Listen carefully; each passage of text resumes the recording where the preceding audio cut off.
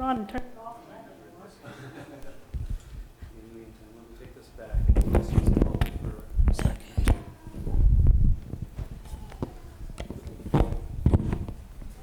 I think it might be working now. Now that it's not there, can everybody see through my big head? Maybe if I step to the side here. All right, audience interaction time. How long were the Israelites in Egypt? I heard 400. How long? Hand over here. We have a general consensus on 400. Do I hear higher?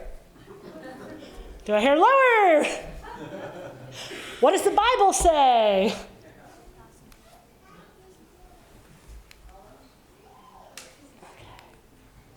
Now I got to figure out how to work this thing.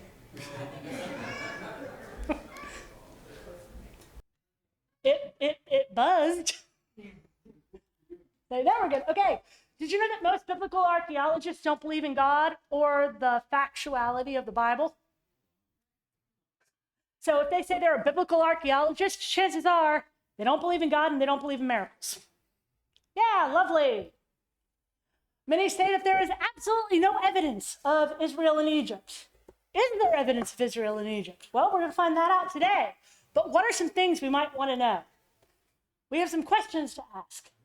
We want to know, when were they there and how long were they there? Who were the pharaohs that they dealt with? And is there actually evidence? All right, so this is a quote from somebody about dating ancient civilizations. So everybody, they talk about dynasties, and this pharaoh was part of that one, and this pharaoh was part of that one, and they go way, way, way, way back. And they base all of this on some kings lists and the rising of the star Sirius.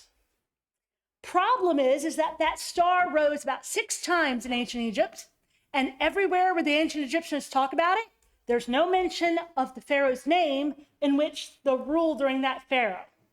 So they mention it, but they don't tell when it actually happened. So when they go through and they're piecing together all these kings lists, and they're piecing it together with the rise of the star, they actually really don't know. They're taking a big guess. And when I talk about kings lists, I'm talking about these things. So we have the Abydos Kings list, the Din Seal, Karnak, Manetho, Palmyra Stone, Saqqara Stone, the Turin's Kings list. Most of these are fragments. The ones that aren't fragments are only partial lists. And what do I mean by partial lists? I mean that if there was a king they didn't like, they wouldn't include them. So when we have our president's list, we list every president from number 1 all the way through to now. When we look at the kings of England, they list every single king all the way from the first one all the way down to now, whether or not they were a good king, whether or not they only ruled for one day. When it came to ancient Egypt, they didn't like the king, or they, had some issue with their legitimacy to the throne. Well, we'll solve that. We'll just toss out everybody we don't like or the people that came before us. Yeah, so I'll go back. So this is the Turin Kings list on the bottom here. That one, how'd you like to piece together that and fill in all the gaps? That's the Abydos cartouche.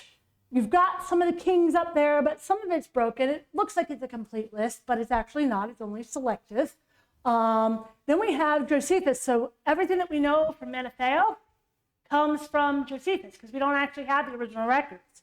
So this is papyrus. This is what they would have written on. And as you can guess, over several thousand years, these things decay. I'm going to pass this around so everybody can feel what papyrus feels like. And I'm going to pass this one around this side. This is, be careful, it's glass, so don't fracture it. But that is writing. And sometimes what they would do is they'd scribble out what was on there originally, or the original writing would fade, and then they'd write over top of it again. Because to make that stuff, it's very intensive, labor intensive to make papyrus. So if you can reuse something, that's what they did. Also, for the fact that pharaohs could have at least 5 names They could have up to 8. And these kings lists switch back and forth. Some only use the nomen or the birth name. Some would only use the Horus name. Some would use the golden Horus name. Some, once the Pharaoh reached a certain year of his reign, then he could start using that one. One was almost never used. That's just 5. Like I said, there could be up to 8 names. Then you have Upper and Lower Egypt, which is really counterintuitive because Upper Egypt is actually in the south, and Lower Egypt is in the north. But think elevation. Upper Egypt, higher elevation. Lower Egypt, lower elevation. So as you're going from middle of Africa, up top, up high, down to the lowlands, getting into the Mediterranean Sea. That's how you remember it. But it goes back and forth. So then you had rulers that were only rulers of Upper Egypt, only rulers of Lower Egypt, and then rulers that were both. So it can be very tricky trying to get them together. And this is what they've managed to piece together, the dynasties. But as you'll notice, look at all these question marks. They have entire dynasties that they don't know who ruled, how long they ruled, when they ruled. How do you come up with these dates? And then you have dynasties that all exist at the same time. How can you have a dynasty exist during the same years? It's really, really messed up. Egyptian chronology, it's a mess. And guess what they use to date everything in the ancient world? Egyptian chronology. It's totally messed up. Totally.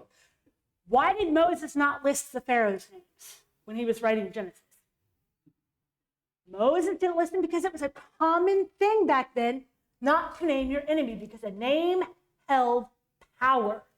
If you wrote down the name, it meant that you were giving them legitimacy, or you were giving them power. It was considered the ultimate diss to not name them. So Moses was using the standard practice of the day to not name them, just call them Pharaoh. That was why Moses didn't list the names. Why all of the other places in the Bible where it talks about Pharaoh actually list the names. Moses didn't want to give them that much power over the Israelites. We're just going to call him Pharaoh. I think I'm frozen again. Let's try this.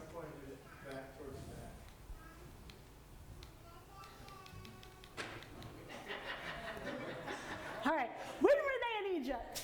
Biblical timeline. We went over this yesterday at the school. We have some dates. What is an absolute date? Absolute date means that we know exactly when it happened. 1776, absolute date. When King Nebuchadnezzar ruled, absolute date. 606 BC, when the Israelites started their 70 years captivity. 588 BC, when the temple was destroyed. These are absolute dates. So you can base everything in ancient history on the absolute dates from the Bible. That's how we get the 2,300 days. AM, this is years from creation. So you can take Genesis chapters 5 and Genesis chapters 11, add up all of the ages of the parents when the kids were born, and you can get AM dates, which means that Abraham at age 75, at age 75 years old, he was 2,083 years since creation. That's going to play into the next slide. 1844, absolute date, right? Amen. All right, that's an absolute date. We can go back. When did that begin? 457 BC. Absolute date. We've got the 490 years in there, but we've gotten back pretty far. We've got data from King's lists. These are actually much better King's lists than what we were dealing with the Egyptians. These were Persian King's lists. Then we have the 70 years captivity. These are all absolute dates. And in that 70 years captivity, we have 588 BC. The Bible says that Jerusalem was destroyed in the 19th year of King Nebuchadnezzar. That would be 588 BC. These are all absolute dates. Agreed? Okay. Now, 588 BC. Let's see. Can we go back further than that? Temple is burned. All right. If the temple stood, based on the King's List in Chronicles and some verses from Ezekiel, the temple stood somewhere between 395 to 397 years. On average, 396. So we're going to use the average date here. So biblically speaking, the temple stood an average of 396 years, which means the temple was started in 984 BC. Most people say the temple was about 30 years before that. But biblically, this date. Then we can go back, 1 Kings. It was 480 years from when they left Egypt to when they started to build the temple. Then we have the 430-year covenant. That takes us back to 1894 BC when Abraham was 75 years old. All right. When Abraham was 75 years old, he was how many years after creation? 2083, which means that we can actually go back and date everything in the Bible. These are all what we would call estimated dates or relative dates because we're not exactly sure. We have an estimate. There's some gap leeway there, but this is a close estimate. So if somebody was going to tell you that the flood occurred in 2500 BC, would that be a biblical date? No. Flood would have occurred somewhere around 2321. I'd give some leeway, a couple years on either side. But this gives us some estimation when somebody's trying to say something, nope, not biblical. All right, so why would I put the 430 years with the covenant when Abraham is 75? God talked to Abraham how many times? 3. First time was when Abraham was 75. When he was 75 years old, God talked to him, said, if you do what? Any guesses? If you obey me and if you do what? If you leave this place and go to Haran, then I'm going to enter this covenant with you. So what did Abraham say? Deal, okay. Then Abraham starts to question because he's got no children yet. He's like, okay, when is this going to happen? God comes back to him and says, okay, for 400 years it's going to be this. And then he starts to question again. Impatient man. Third time, he changes his name, gives him the covenant of circumcision. But every time he talks to him, it's just an elaboration on the same thing. So we end up with this, is it 400 years or is it 430 years? Well, 400 years, if you read it, is affliction, treated badly, and put into bondage. The 430 years was to sojourn in a strange land. And these are the verses that talk about this. And if you want these verses, just see me afterwards and I can give them to you because I know it's a lot. The sojourning of the children of Israel who dwelt in Egypt was 430 years. That who dwelt in Egypt, when you were looking at Hebrew, they didn't have commas or brackets or anything. What it's referring to there is not that they dwelt in Egypt for 400 years or 430 years. It's that they were currently living in Egypt when this time ran out. It came to pass at the end of 430 years, of the self-same day, they left. So 430 years on the self-same day. When they left, what day was it? It was Passover. They left on Passover. So God came down to talk to Abraham on when? Passover, before Passover even existed, because the Bible says it was the self-same day, 430 years later. All right, 430 years cannot disannul from when he talked to Abraham to when the law was given. So, Mount Sinai to when Abraham was 75 years old, 430 years. 400 years, affliction. When did that begin? Get out of thy country, I will make thee a great nation. Abraham was 75 years old. Okay, so 400 and 430 years didn't begin until the family entered Egypt. Then how could Abraham, Isaac, and Jacob been heirs of the covenant? Because if you look, Abraham, Isaac, and Jacob are all part of this covenant. They were partakers of the covenant when you're reading. They were sojourning in a strange land. They had to be part of that time span to be partakers of the covenant.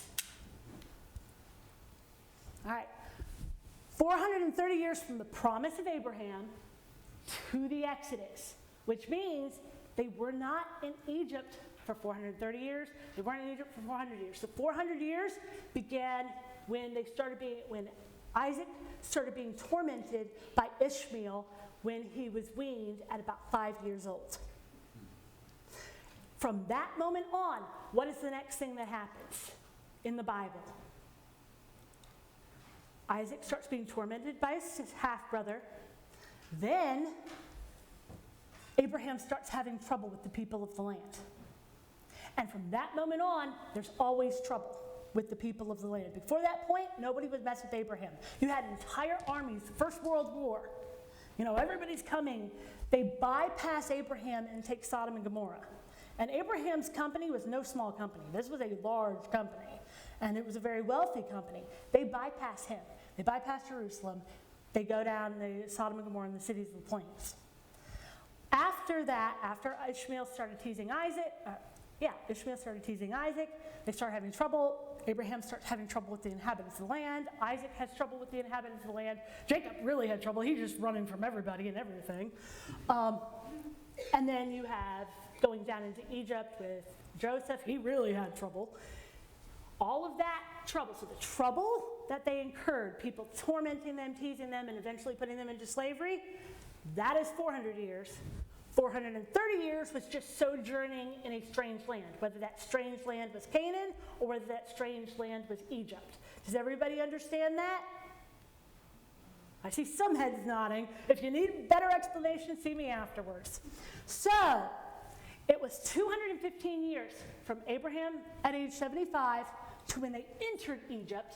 It was 215 years from when they entered Egypt to when they left Egypt. Okay? Now let's see how long slavery actually was.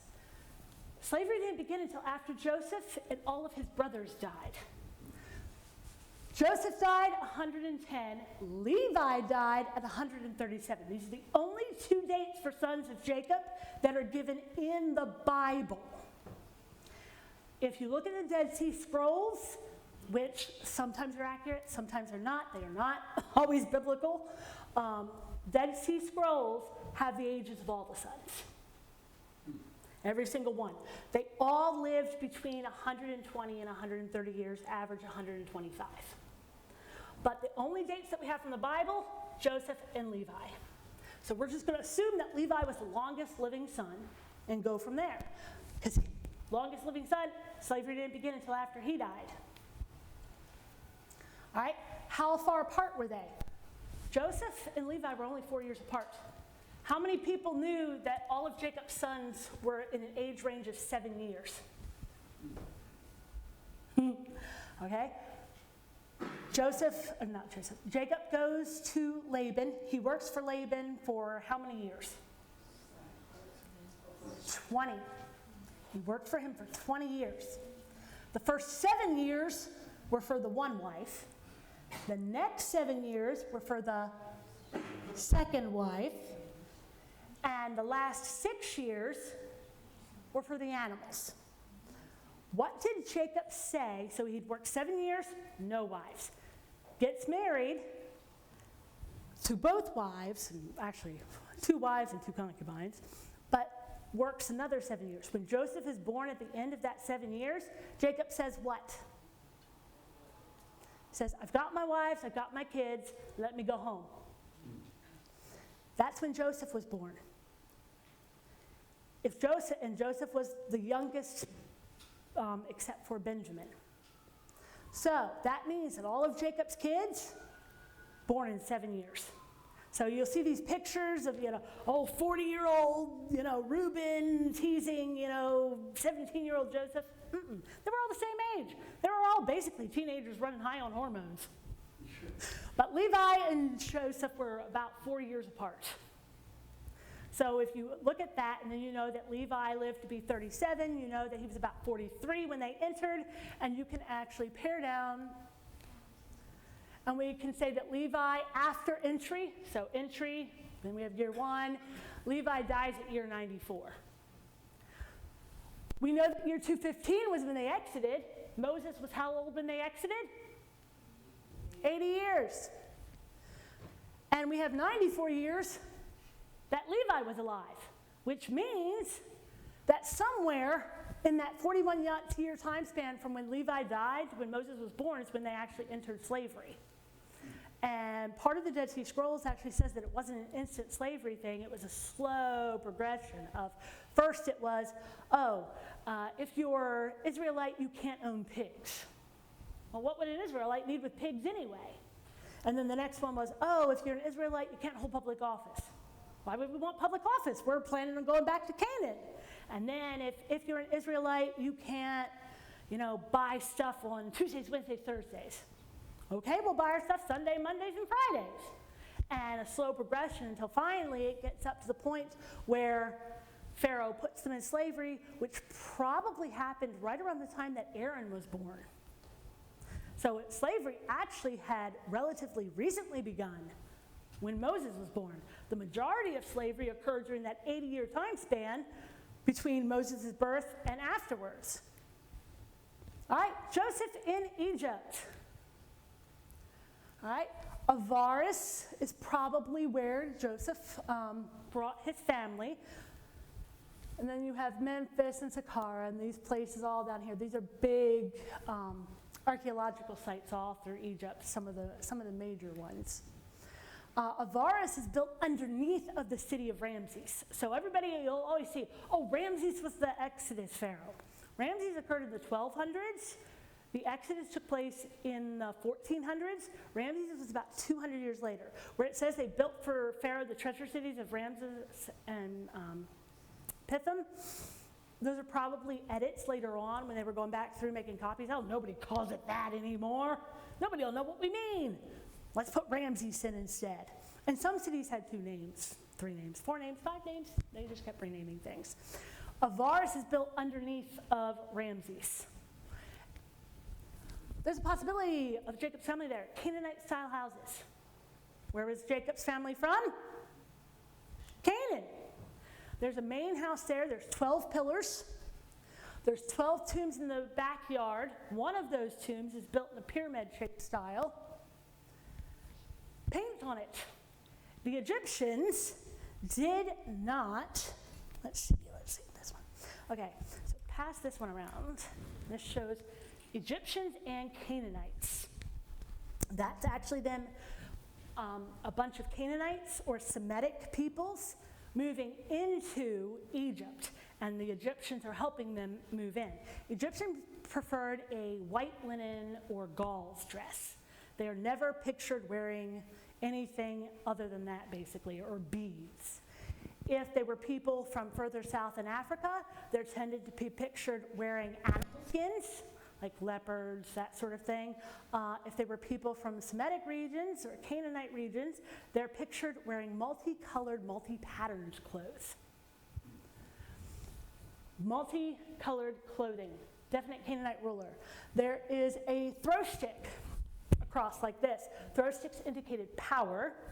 This haircut is called a mushroom-style haircut, typical of Canaanite regions. Any colors on what color the hair was on this statue? Any guesses? Heard black, heard somebody say red, heard brown. How many people think blonde? Raise your hand. One blonde. How many people think black? Some black. How many people think brown? Brown. How many people think red? Right. How many people think gray? A couple. Eventually. Red. Chemical analysis shows that the hair was originally painted red. No body in this tomb. Wonder where it could have went. There's a recreation of what it could have looked like. And you can see this on the Patterns of Evidence DVD, which I highly recommend. Great research, and I've actually got DVDs out there, so you can have one of those. They've actually done old statues. This is how the statues look in museums. Everybody, I gotta go see those lovely white marble statues. They've actually done chemical analysis. They were not white marble. The paint has faded over the course of many, many, many years. So now they're white marble, but originally they were white marble and then they painted over top of them. Ancient world loved colors. so that it was almost gaudy, the amount of colors that they had. They left no surface unpainted. So these are recreations based on the chemical analysis that they did of these statues. Now that one there of Nefertiti, that actually has maintained its coloring. So the top one there has actually maintained its coloring, but these other ones are examples of the chemical analysis that they did. All right, again, more chemical, I mean, look, doll, brightly colored. Brightly colored doll, brightly colored. All right, Djoser. Anybody hear of Pharaoh Djoser? All right. Could be a misinterpretation of the name, could be the Pharaoh Joseph, but he had a temple complex in Saqqara. And there's a stela associated with him called the famine stela. Talks about a 7-year famine. And this guy interpreted the Pharaoh's dream and saved all of Egypt. That guy's name was Imhotep. Anybody hear of Imhotep? Okay. Imhotep, at first they thought he didn't exist. He was later deified by the Greeks. They did all sorts of stuff. They worshiped him. He was an absolutely amazing person. We know that Joseph had 3 names: Joseph, Zaphnath-Paneah, Imhotep. Zaphnath-Paneah is the Hebrew translation of his Egyptian name. So we don't actually know what his Egyptian name was. We have the Hebrew translation of his Egyptian name. And remember, the Egyptians could have up to 8 names. But what is the similarities between Joseph and Imhotep? Well, let's see. 7-year famine, interpreted Pharaoh's dream, not by God, not by himself, but by God. Not of himself, but by God. Stored grain via tax. The priests were exempt. Built warehouses, was known as the royal architect. His servants were the physicians, because it said Joseph commanded his servants, the physicians, to what? Embalm his father Jacob. So right there in the Bible. He was known as a physician. What's interesting is the physician documents they have from Imhotep don't include incantations, which is odd because the physicians back then, it would be like a dash of new eye and this and stir over the cauldron and No. His things are more like take 2 aspirin, elevate your leg and call me in the morning sort of thing. All right, second to Pharaoh, not of royal blood, that's notable. Son-in-law of the high priest of On. Egyptians call it Heliopolis. It has 2 names, On and Heliopolis, same place. Died at 110. Egyptians considered 110 the perfect age, probably as a result of Joseph. Body not found in Egypt. They have never found Imhotep's body. Do you think there's some similarities between Imhotep and Joseph? Mm-hmm. Oh, and we're not done yet. Didn't use magic for healing. Started late in Pharaoh's rule, both of them. Joseph's mother was the daughter of a sheep herder. Imhotep's mother was the daughter of the sheep god. Remember, they deified Imhotep, so everything about him would have to be related to the what? The gods. Son of God, creator of all. Son of Ptah, the creator god. Snake staff was later used by the Israelites, inspired the snake entwined staff of the Greeks. So somewhere along the line, somebody in Greece got their stories mixed up and associated it with Imhotep, when really it was the Egyptians. Here's another one. So Ptah was creator of Atum, who was the mouth and teeth of speaking everything from a watery chaos. And the main center of the worship of Atum was On, or Heliopolis, which is where Joseph married the daughter of the priest of On. Similarities? Yes. Darkness was without form and void. Darkness was upon the face of the deep, and the Spirit of God moved upon the waters. Now, this particular god is always pictured as green. Would there be a biblical significance to the color green in association with God? Any ideas? Creation. Could be creation. Any other ideas?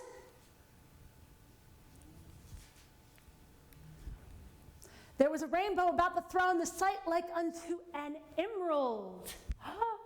Imagine that. Another piece. Now, if you just stop there, do you see evidence of the Israelites in Egypt? Would you agree that there's evidence of the Israelites in Egypt? Possibly. Here's Sychar. This is the tomb of Djoser. There's actually places in there. They've got grain bins inside of this complex. Pictures of people carrying the grain out of the grain bins. So this is the grain bin going down into it. This is the picture of the person carrying grain out. And up top in the corner there, the person is recording the grain that is being taken out. Normally you don't see pictures like this in Egypt because they believed if you wrote something down, it would happen again.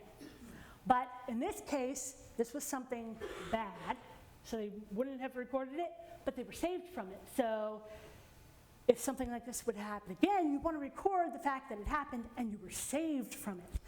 These are starving Egyptians. See how thin they are, and you can see their ribs? These were found just outside of this complex of Djoser, but the guy whose complex they were found in is literally 6 feet away, and he was known to scavenge the parts for his complex from everybody else's. So they probably originally were in Djoser's complex, and they thought, hey, here's some bricks, let's use them. Because anybody want to carry bricks like 500 miles? No. I don't want to carry them 1 mile. You know, if you see some bricks that are on the ground, we can use it right here. In you go. All right, this is a tomb painting. That's the one that we're passing around. That shows people from Canaan moving into Egypt. Could be one of the group from Jacob coming in. Could be another one. But it's interesting that it shows people from Canaan moving into Egypt. All right. Exodus. Think there's any evidence of Exodus in the Bible? Or in Egyptian history? All right. They all think that the historicity of Exodus is dead. It never happened. This is top Israeli archaeologist. Now you would think that an Israeli archaeologist would say that the Exodus happened, right? Nah, it never happened. All right, they say that nobody was in Egypt. This is the Brooklyn Papyrus. It lists, so remember there were some midwives in the Bible? One of the midwives' names is on this list of slaves. And not only that, Job, Asher, Jacob, Issachar, the feminine forms of these names are on this papyrus. This is the Ipuwer Papyrus. What is special about the Ipuwer Papyrus? Okay, and that's the other one that was being passed around in the glass. Yep, right there. That's the Ipuwer Papyrus. This is the big thing. So I've put these in out of order. The Ipuwer Papyrus has it all jumbled up. I've put it in the order that it occurs in the Bible. But let's see if the Egyptian history actually records the Exodus. All the waters that were in the river turned to blood. What do you think the Ipuwer Papyrus says? Plague is throughout the land, blood is everywhere. The river is blood. All right, first plague there. Next, magicians did so with their enchantments, but could not, and the magician said, this is the finger of God. Ipuwer Papyrus, the magic spells are divulged. Divulged means exposed. We can't do anything. Our stuff no longer works. Born the cattle, the horses, the sheep, there's a very grievous murrain. All of the animals, their hearts weep, the cattle moan. A boil break forth upon man and beast throughout the land. Indeed, hair has fallen out of everybody. Man can no longer be distinguished from he who is nobody. Do you know what one of the symptoms of a boil is? Hair loss. Yeah. Such hath not been since the foundation thereof, even to now. Behold, things which were done, which have not happened for a long time past. There was hail, and fire mingled with hail, and it smote everything. The flax and the barley was smitten. Gates, columns, and walls are consumed by fire. The entire palace is without its revenues. Wheat and barley have perished on every side. Similarities, right? Pharaoh and his servants said, how long shall this man be a snare unto us? Let the men go that they may serve the Lord their God. Knowest thou not that Egypt is destroyed? Indeed, the hot-tempered man says, even if I knew where God was, I'd go and I'd serve him. There was a thick darkness in the land. The land is without light. They journeyed and they borrowed of the Egyptians jewels of silver, gold, jewels of raiment, and they spoiled the Egyptians. Any ideas what the Pure Papyrus says? Took everything. Any other guesses? Okay. Indeed, the gold, the lapis, the silver, the amethyst, they're all on the necks of the maidservants. The firstborn in the land shall die. The children of the princes are dashed against the walls. There is not a house where there is not one dead. He who places his brother in the ground is everywhere. And a mixed multitude went up also with them. Those who were Egyptians have become foreigners. There's more. Also, that nation whom they shall serve I will judge, and afterward they will come out with great substance. What the ancestors foretold has arrived. The Lord went forth before them by a pillar of fire. Fire is mounted on high against the enemies. Waters returned, and there remaineth not so much as one of them. Behold, Egypt is fallen to the pouring of water. Because what happened? When the Israelites left Egypt, what was left in Egypt? Their animals had what? They were either dead or they were sickly. The Israelites basically took all of the gold, the jewels, the silver, everything. Their crops were what?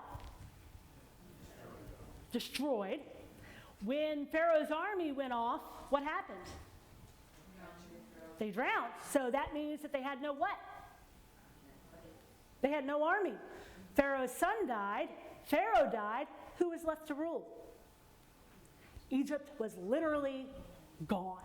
They had nothing on all of their labor force. Gone. Some of these people, they hadn't worked in forever and a day. They had no clue what they were doing. They overthrew Pharaoh and his host in the Red Sea. The king has been disposed by the rabble. And then they went off towards the Red Sea. And when it says that the mountains entrapped them, these are the mountains leading to the Red Sea. Do you think you're going to easily be able to take about 2 million people and climb up over these mountains? No. Once you get into this wadi is basically a path through mountains. You're not going anywhere. So once they got into, I was just saying how to point it. Once they got into this, see that white line leading to this white spot, this big white spot? That's the beach where they were. Only spot on the Red Sea that could actually hold that many people. And there's mountains that go up on either side, so you can't go up the beach. Once they got into that wadi, so about halfway up, so right about where I am, once they got to that point, they could not go anywhere but forward. So that's probably right about where they were when they said, the Egyptians are coming, and they were stuck in that wadi, and they couldn't get out no matter which way they went. They could only go forward. And then they end up on the beach, and normally beaches go on forever. Nope, they got to that beach, and the mountains came up on either side of the beach, and there they are. They're trapped on the beach. At one point, there was an Egyptian watchtower there. Don't know if that watchtower was put there before or afterwards. But we do know that that area was at some point controlled by the Egyptians, and the whole Sinai Peninsula was Egyptian territory. So it makes sense that they would have had a watchtower there at some point. All right, so would you think that that is proof of the Exodus in Egypt? That's a literal recounting of the plagues. And yet you have people that still insist that there's absolutely no evidence at all whatsoever of the Israelites in Egypt. And at that place in Avaris, when they were digging, I didn't put this on here, but they actually found a signet ring. And any guess on whose name was on that signet ring? What? There's Imhotep. What else? Any other guesses? No? Any other guesses? Jacob. Yeah, so at the place with the Canaanite house with the 12 pillars and the 12 tombs in the backyard, they found a signet ring that literally says Jacob on it. Yeah. So, evidence of the Israelites in Egypt? Absolutely. How many years did they actually spend in Egypt? 215. Were they slaves for that whole 215 years? No. At least 80, possibly 120. But that would be the minute Levi dead, the king does a dance, yay, they're all dead, I can put them in slavery now, which most likely didn't happen. So 80 for sure. You could go up to 100 realistically, give some leeway. But they actually weren't in slavery that long before Moses was born. Any questions? Okay, then one question. I might have missed it. I was listening over there. What did you mention about the depth of the water of the Red Sea when you were crossing? I have not talked about that. We ran out of time. So there's pillars. There's pillars. There was one on the Egyptian side. There was one on the Saudi Arabian side. When it was shown to the king of Saudi Arabia, or one of the kings of Saudi Arabia, he took it to put in his treasure palace. Yeah. This one was actually on the ground and the water washed it away. But the one on the Saudi Arabian side had the name Israel, and there was like 3 names on it. Solomon, and somebody else, and it's believed that Solomon installed these at some point to commemorate the crossing of the Red Sea. The reason I asked is because I read that, like you were saying, they're discounting the biblical evidence of what happened, saying that the water was only 8 deep and they could walk across, that the water wasn't actually held back. Yeah. Well, they say they didn't cross here. Most people think that they crossed at the upper portion, and actually, so we are dismissed. You can go eat lunch. I'm going to answer this question, and you are free to stay for that, but please don't feel like you have to stay here and listen. I want to make that perfectly clear.